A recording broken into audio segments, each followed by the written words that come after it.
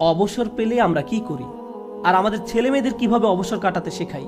যখনই তারা একটু ফ্রি সময় পায় ভিডিও গেম খেলা শুরু করে, যখনই তারা একটু ফ্রি সময় পায় টিভি ছেড়ে দেয়। আমরা উপকারী কিছু করছি না, আমরা প্রোডাক্টিভ কিছু করছি না। একটু সময় পেলে আমরা স্বার্থপর বিনোদনে ব্যস্ত হয়ে পড়ি, স্বার্থপর ভোগবিলাসে যুক্ত হয়ে পড়ি।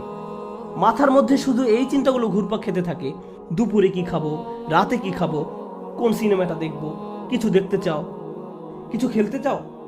দিন রাত সারাক্ষণ শুধু বিনোদন, ভোগবিলাস আর অর্থহীন রঙ্গরসে ডুবে থাকা আমাদের জীবন এমনই হয়ে গিয়েছে। কিভাবে এটা ফানসাব? এটা ফানসাব নয়, আল্লাহর এই নির্দেশে ফাইজা ফারাগতা ফানসাব। কোনো ব্যক্তি যদি এভাবে আমোদ প্রমোদের মাঝে নিজেকে হারিয়ে ফেলে তখন কি হবে জানেন? এগুলো তার জীবনকে আরো কঠিন করে তুলবে।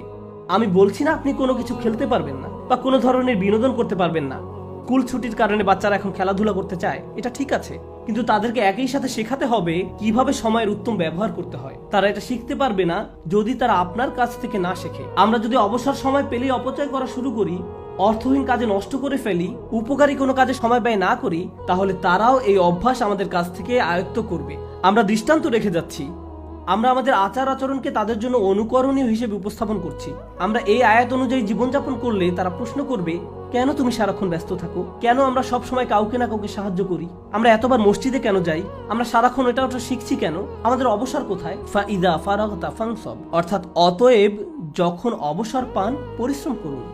فإن مع العسر يسرا إن مع العسر يسرا فإذا فرغت فانصب وإلى ربك فارغب। নিশ্চয়ই কষ্টের সাথে স্বস্তি রয়েছে। এই নির্দেশগুলো আল্লাহ আমাদের মহানবী সাল্লাল্লাহু আলাইহি সাল্লামকে প্রদান করেছিলেন। এই বিষয়গুলোর উপর ফোকাস করতে তাকে নির্দেশ দেওয়া হয়েছিল সাল্লাল্লাহু আলাইহি সাল্লাম। আমরা যদি আমাদের জীবনকে উন্নত করতে চাই, আমাদেরকেও এই শিক্ষাগুলো নিজেদের জীবনে বাস্তবায়ন করতে হবে।